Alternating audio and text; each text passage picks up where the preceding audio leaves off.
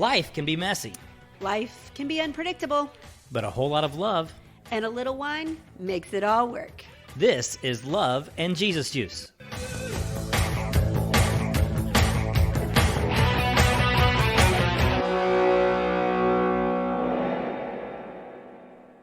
Hey, Kirby, Hey, Paula.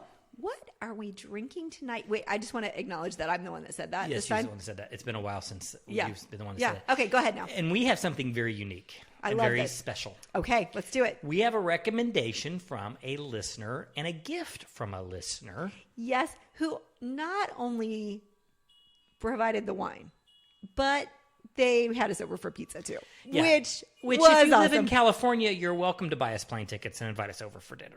Total matter of fact, you should. You should, actually. Yes, because we'll probably come. Yeah. Oh, You probably. may have to pass a background check because the whole stalker thing might be an issue. But in this instance, Lori and BJ made us pizza. Invited us over to their home, which to me, I've always said one of the greatest compliments you can pay someone is to invite them into your life.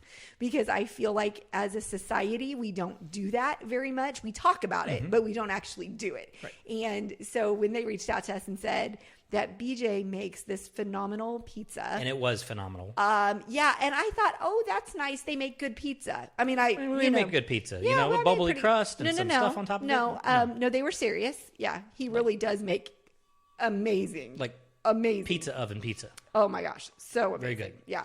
And so Lori is listed on Facebook as our number one fan.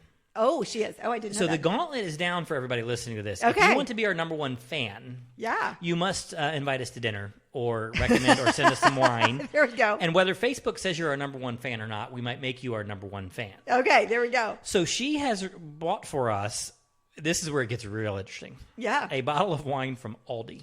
Yeah, and you instantly go, really? Aldi. Yeah. Which we had a new experience there recently. We Yes. were doing a big event and we were buying groceries, and somebody had said that it was amazing. So. Well, let's back up because not all of our listeners may know about Aldi. I don't know how Oh, far-reaching is that- Aldi is. Okay. Well, we live in Indiana, and I've never been to an Aldi in New Well, Mexico. that's true. So maybe there's not an Aldi maybe in there's not one. New Yeah. Mexico. But Aldi is what we would call a discount grocery store. And growing up, it was majorly discounted. Yes. To the point where it didn't feel like a grocery store. Right. It kind of felt like, well, they did. They opened a box and you took out of it. I Yeah, mean, and they still do. I mean, Yeah. they don't bag your groceries. You have Right. to, you kind of like empty boxes as you go, and that's what you take it out to your car in. which is brilliant. actually brilliant. Yeah, exactly. You know, I've got no problem with it. It's mostly their brand stuff, although they do start to have kind of a Big Lots overbuy aisle. Right. But it's you go to Aldi's typically to save money. Right. Exactly. So you don't think of Aldi's as a place to go buy wine. Right. Or great fruit. Right. That was actually why it was recommended to us recently for this event that we were doing. And we'd been there before, but it had been Of years. course. I think Aldi's upped their game. Oh, totally. Yeah. But the prices are still better. Very reasonable. Very reasonable. And so anyway, we have this bottle of quarter cut bourbon barrel aged wine, which we've done bourbon barrel before on the show. Yeah. And it's a Cabernet California 2018. Now, here's what I want to know, and I didn't find out. Maybe I Okay. should have. But a lot of the Aldi food is produced by the same people who make other food. They just Right. box it under their label. just to make it less expensive. So I would like to know if this quarter cut wine is actually from a main. So we need to research that because you're right. That would be really interesting. And our listeners are starting to go, here they go again, telling us about something they should have done. And Right. didn't. But we're really good at that. Now, the other thing is wine was still $10 a bottle. Yeah. So it wasn't, you're not going to Aldi and you're not saving on the wine. Not necessarily. I think you're buying wine at Aldi so you don't have to stop again. Well, but what I'd be curious about, like you said, is did this come from a winery where this would have been $20 or $30 someplace else, and it was 10 Yes. at Aldi? So I don't know. Let's try quarter cut bourbon barrel aged Cabernet Sauvignon from Let's Aldi. do it. I would say Aldi, the winery, pretty darn good. Yeah, it is definitely on par with any other Cabernet that we would buy at a Kroger. Yeah, totally. a Absolutely. CVS or any other grocery store. So next time you're in Aldi and you don't want to make a second stop at a liquor store or another grocery store, and there's wine and you need a bottle, go for it. We are endorsing at least the Cabernet. Yeah, I don't know about From anything Aldi. else, but I would absolutely try some other things. Okay, hot stuff. before we get into the topic for the night, Yes. what do we have to beg our audience to do? Oh my gosh. Would you like us, comment, share, go to our Facebook page and tag some friends? And you think we're kidding? But we're really, We're really not, not. because we can only do so much from our side. So my other business, I can take the bull by the horns and I can go make it happen. It's totally different. With this, it's so interesting because we really do need to count on you to share us. And so, yeah, we are, matter of fact, I think we talked about maybe putting a little password at the end. Yes, there will be a password. You're going to have to listen to the entire episode, but there will be a password at the end. And if you share us on Facebook and you mention this password, we will contact you and mail you a free Love and Jesus Juice gift. Okay, let's do it. So share us, and then share the password, and we would love it. So what are we talking about tonight, my dear? Yeah, so I have been doing something that actually our daughter really started most recently, She but kind of not shamed us on this one. right, but not a new concept. No, not a new concept. It's several thousands of millennia old Right, concept. exactly. So the fact that our 26-year-old daughter is the one that was like, we got to get better about this. And Or she did it in a season Yeah, that she really couldn't afford to, truly. from a dollar standpoint. So let me back up and say that we're going to be talking about Sabbath, and I'm going to give you several different places to go with this. But I was really thinking this through. Now, And is Sabbath, are we going to talk about this from a religious standpoint? so kind of, but not totally. Not totally. Okay. Yeah. So don't tune us out if you're not onto the Jesus No. side of this. If you but because it goes beyond, Right. it's got biblical backing, but there's an importance beyond that. Absolutely. And that's the part that I think I got maybe stuck in the churchy part of it, that it meant going to church. Just because, not because that's what the Bible says, but we talk about, we go to church on the Sabbath, that's what we do. And, or you've got the Jewish tradition of having a Sabbath where, depending on how, what do I want to say? Intentional they are about it. They may not cook any food. They may not flip a light switch. Right, exactly. Not that there's anything wrong with any of that, but I think I started looking at it from those standpoints and didn't really do some research on, okay, what is it actually? And we do so well when people tell us what we have to do. Exactly. That's right up our alley. You tell us what we have to do, we are on it. On it. We don't resist at all. Yeah. And for those Sheldons out there, that was sarcasm. Yes, exactly. So I started on a book, again, that our daughter shamed us into. No, really. It's called Rhythms of Renewal by Rebecca Lyons. And I've mentioned some things from her before. But she talks about 4 rhythms. And one of the rhythms that she talks about is rest and restore. And then I'm reading a book called The Gifts of Imperfection by Brené Brown. And she has a chapter called Cultivating Play and Rest. And inside of our Born to Fly 360, we talk about the need for rest, recreate, refuel. Yeah, exactly. So all of these things are compounding to the point where obviously when we created Born to Fly 360, we knew it was important, but I don't think I even grasped exactly what that needed to look like or anything like that, or how serious really to take it.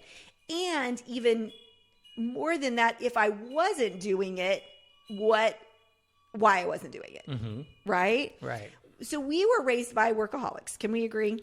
Yeah, I would say that at various times, more so than others, but generally speaking, they were people with a very, very, very strong work ethic. And there's a fine line between a strong work ethic and workaholic. Yeah. Okay, what's the line? I don't know, because I think it moves. Okay. Yeah. Because, yes, I saw my parents as work first. Yeah. Not above their family, though. No. I mean, both of our families, we can honestly say that both sets of our parents, if things were important, I mean, we didn't feel relegated to 15th on their list at all. Right, because drive plays into that. Absolutely. Passion and drive plays into that, because if you are passionate and driven, other people may see you as a workaholic, but you're actually inside your strengths. Absolutely. And if we talk about all the time harmony and balance, I believe is impossible. Are you going to give a third and a third and a third? So we talk about faith first, family second, career third. Is that going to be a third and a third and a third all the time? But harmony is when everybody in your life is on the same page. Right. So if you're going to work more, then your family is totally into that. You all know why you're doing it. Everybody's on board, or the people that need to be. And then also just prioritizing kids' schedules and that kind of stuff, which we've talked about. So, but rest, the way that I'm understanding Sabbath to be now, was not something that was demonstrated to me growing up in the same way that I'm learning to understand it in this place in my life. So let's talk about it with for our non-religious listeners. Okay. Let's talk about the word Sabbath. Yeah. Okay. What does that mean? So Sabbath was the time that you were supposed to, let me read this for you. Sabbath is an expression of faith. Faith that there is a creator and he's good. This is his world. We live under his roof, drink his water, eat his food, breathe his oxygen. So on the Sabbath, we give him all our fear and anxiety and stress and worry. We let go. We stop ruling and subduing, and we just be. We remember our place in the universe so that we never forget. There is a God, and I'm not him. So I'm going to translate that in my head. Yep, go for it. To a regularly scheduled period of time that's consistent. Yep. To recognize the role of something bigger than us. Yes, and to rest. Right. Yes. And inside the Christian faith, we call that on the seventh day, God rested. That's where it comes from. Judeo-Christian comes into play. It's the seventh day. It's the day of rest. Okay. So we typically have chosen to do that on Sunday. That's just the way our world works. I usually turn my phone off on Saturday evening and then don't work until till Monday morning. So that's really what it has looked like for us. Now, for a lot of people, that means they go to church or they spend time with family or whatever the case is. And that can look like anything. If you are not a person of faith, though, one of the things that I really had to understand is that rest isn't a reward. I grew up thinking when you do enough, then you get to rest. Got it. That makes sense. And so you're never doing enough, though. If Right. you are a driven person and if you're a passionate person, right, then The job's not done. the job is never done. And so if you're not getting to the end of it, then you haven't earned your rest. Oh, this makes so much sense. We should have had this conversation 25 years ago. Okay. Was that a new thought? Well, because I never understood why you struggle with naps. Yeah, I absolutely. love naps. Yeah. And again, that was something that your mom was good at demonstrating, the power nap, right? Like you work hard, and if you want to be the best for people, then take a power nap. That's a good thing. Yeah, 15 minutes, close your eyes. I mean, to me, when my brain stops, it feels muddled. Yeah. I step away and I rest. Yeah, You felt guilty if you did that. absolutely. Because the job wasn't done. Because the job's not done. And you haven't earned your rest yet. Oh, because I'm horrible at the Sabbath, which is what's funny about this whole thing. Yeah. I am horrible about keeping a day of rest. Yeah. You actually are better at carving out a day of rest, and always have been. Once I get it in my mind that that's what I'm going to do, but it is a tough decision for me. And then when I really started understanding that for me, not for everybody, but for me, having a Sabbath or not having a Sabbath was a lack of faith. Like if I'm not working, then I'm not producing. Therefore, I'm not earning the goal, whatever it is that I say I want. And so that's just been an area that I've had to really work on. And some weeks I'm much better at. Some weeks I'm not as good at. And so it's just been a piece that I've really been trying to work on. So in Rebecca Lyon's book, she talks about, for example, farmers know to give their field a rest every few years in order to restore nutrients to the field for maximum growth.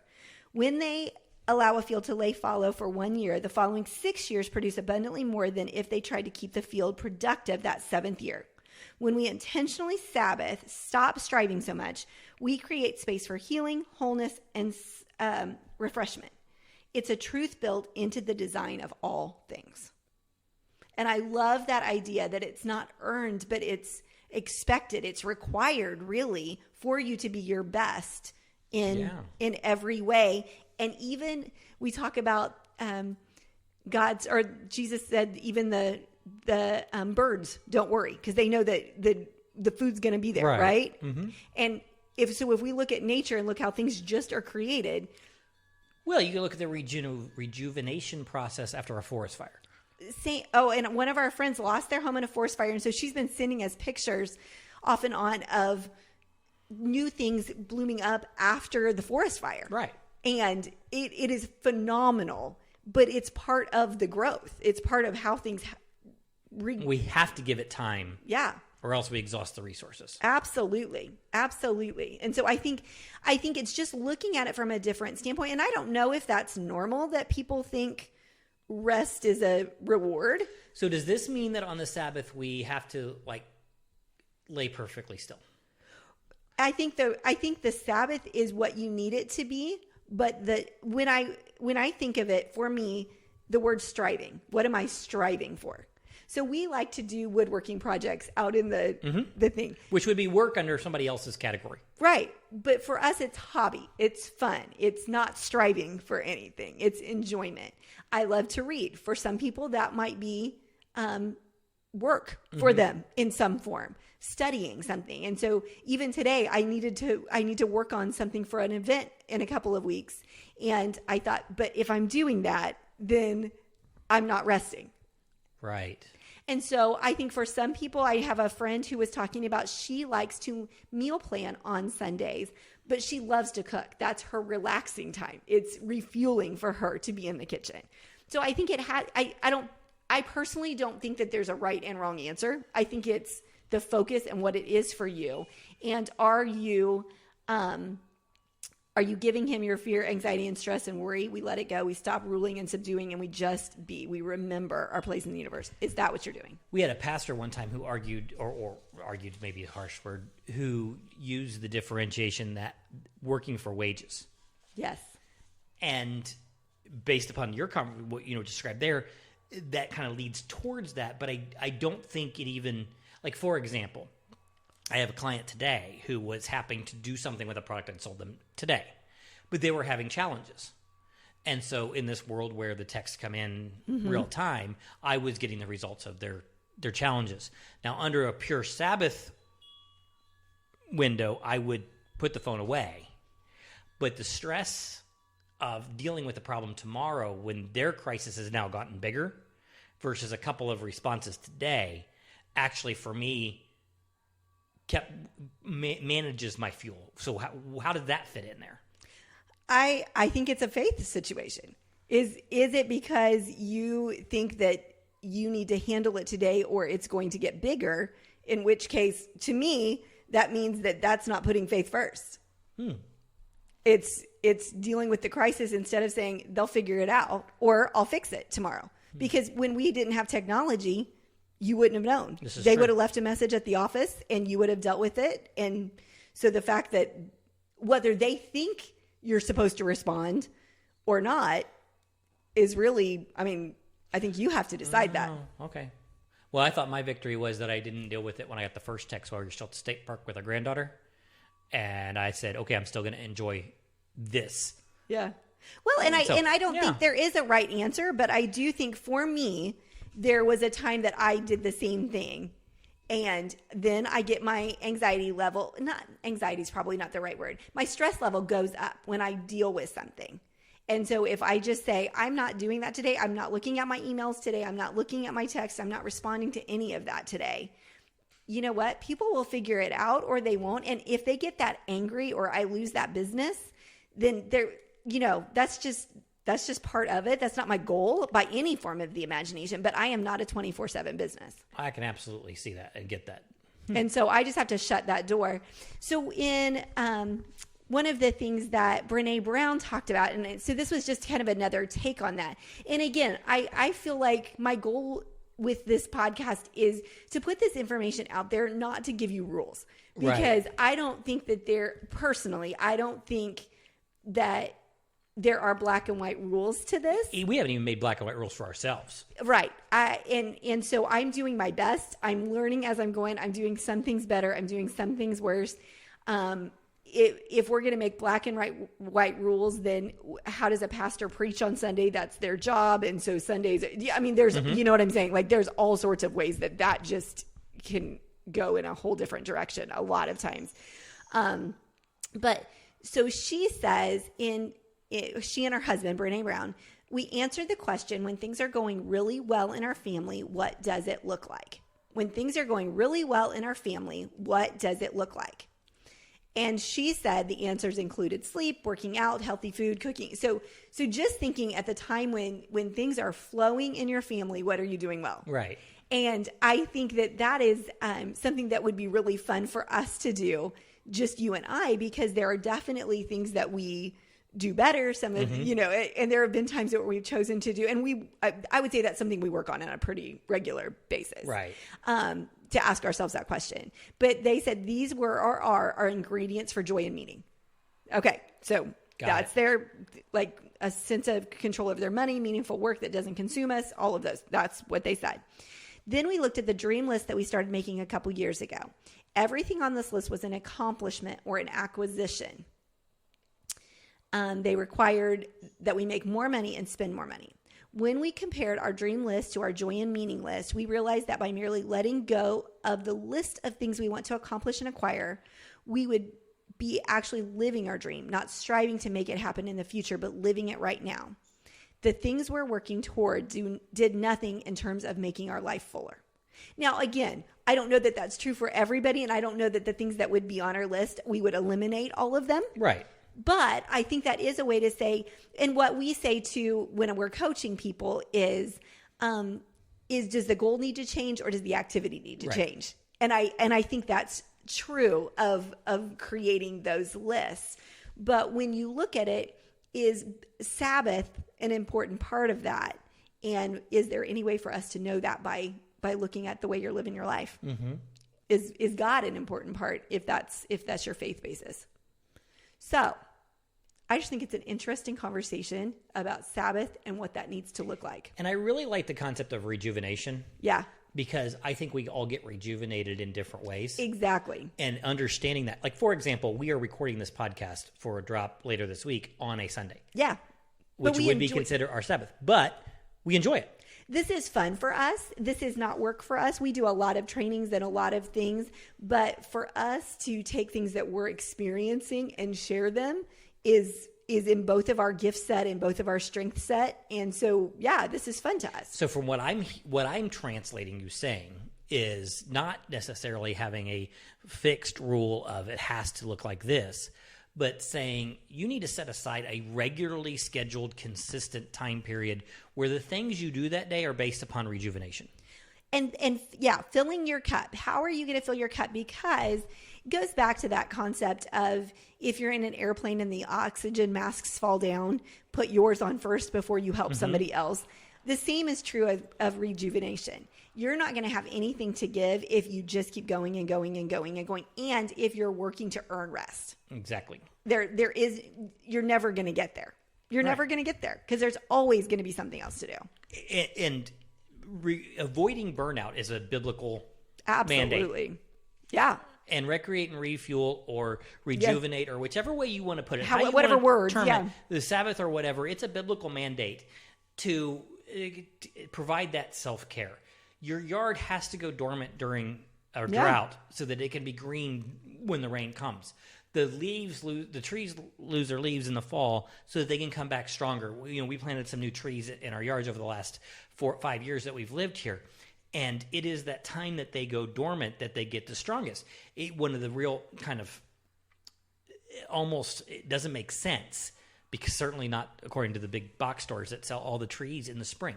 The best time to plant a tree is actually in August and September in our climate. Yeah. In this Midwestern area.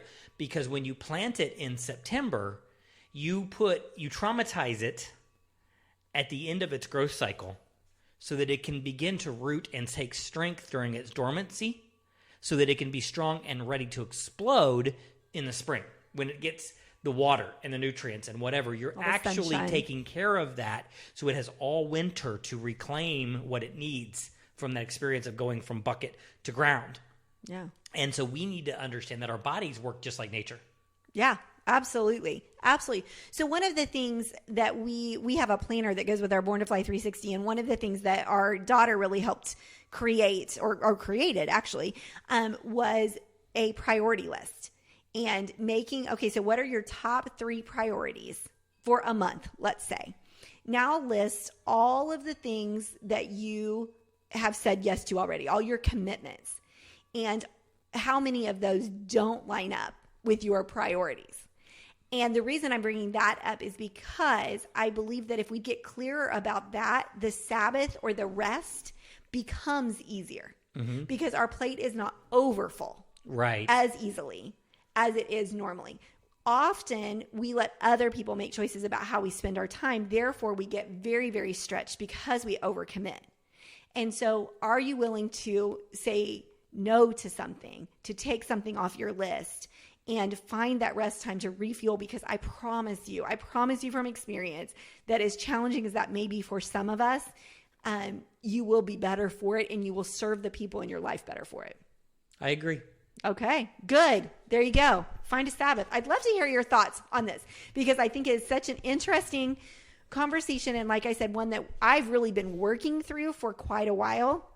This is not a new thought, even to us. Yes, we were raised in church. Obviously, it's biblical. But even for those of you that maybe don't have a faith background, I would love to hear your thoughts on, is this easy for you? Do you struggle with this? What does your Sabbath look like, right? Yeah, like, do you plan rest? Do you plan rest? Do you plan for that? Not just a vacation a couple of times a year, but a weekly